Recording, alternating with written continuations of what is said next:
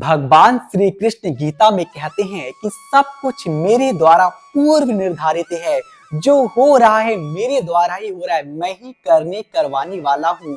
सब कुछ मेरे द्वारा नियंत्रित है। संपूर्ण विश्व मेरे इशारों पर ही चल रहा है। और यही बात रामचरितमानस में भी कही गई है।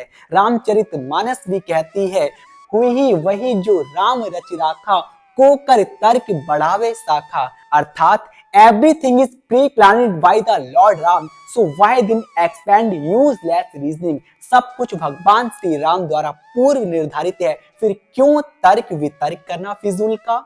इतना पढ़ने के बाद हमें लगता है फिर हमें तो कर्म विहीन हो जाना चाहिए। जब सब कुछ भगवान ही करेंगे, उनके द्वारा होना ही होना है, जो उन्होंने लिख दिया वह होकर ही रहेगा, फिर हमारे कर्म करने का क्या लाभ। तो भाई, जहां भगवान ने ऐसा बोला है कि सब कुछ मेरे द्वारा हो रहा है, तो उन्होंने कर्म को भी प्राथमिकता दी है। उन्होंने मानव को कर्म विहीन होने के लिए नहीं कहा है। रामचरितमानस में जहां लिखा है कि सब कुछ भगवान द्वारा पूर्व निर्धारित है, वही रामचरितमानस में कर्म के लिए भी लिखा है, कर्म करने के लिए भी बोला गया है।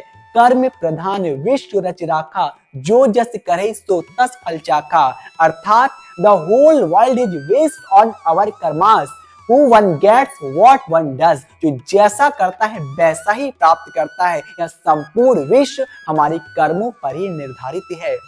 लेकिन जब इतना हम सुनते हैं कि भाई सब कुछ भगवान के द्वारा ही हो रहा है, भगवान ही कर रहे हैं, सब कुछ भगवान की इच्छा से ही होता है, तो फिर अच्छे और बुरे कर्मों का फल हमें क्यों मिलता है। यदि मैं कुछ गलत कर रहा हूं तो ये भी भगवान की इच्छा होगी। मैं चोरी कर रहा हूं, कोई कुकृत्य कर रहा हूं, ये भी भगवान के द्वारा ही हो रहा होगा, क्योंकि वह स्वयं कहते हैं ना कि सब कुछ मेरे द्वारा प्री प्लानिड है।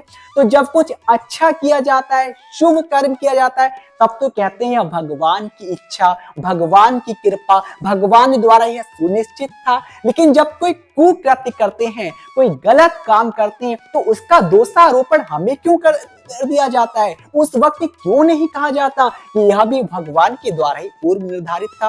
तो फ्रेंड्स, ध्यान दीजिएगा, आप चाहे भले अपनी अंतरात्मा की आवाज को दबा जाएं, लेकिन जब भी आप कोई कुकृत्य करते हैं तो आपकी अंतरात्मा आपको रोकती है, नहीं ऐसा मत करो, यह अप्रिय कार्य है, यह भगवान को प्रिय नहीं होगा। लेकिन हम अपनी आवाज को दबा जाते हैं। तो फ्रेंड्स, जब हमारी अंतरात्मा ने हमें रोका, हमें वह आवाज लगाई, तो वह भगवान के द्वारा निर्धारित था कि हमें ऐसा नहीं करना है। लेकिन फिर भी हमने वह कर्म किया, वह कर्म हमारे द्वारा हुआ। उसमें ईश्वर का कोई हाथ नहीं, ईश्वर का कोई दोष नहीं, उसकी कोई रजा नहीं। हमने उसकी रजा का उल्लंघन किया, इसलिए सजा के हकदार भी हम ही हैं। और जब कुछ शुभ कर्म करते हैं तो हमारी अंतरात्मा हमें प्रेरित करती है, हाँ ऐसा करो, ये भगवान को प्रिय होगा। तो वहां पर भगवान को इसका श्रेय जाता है, क्योंकि वह भगवान द्वारा पूर्व निर्धारित होता है। हम तो बस निमित्त मात्र होते। इसलिए भगवान को दोषारोपण करने से कोई फायदा नहीं।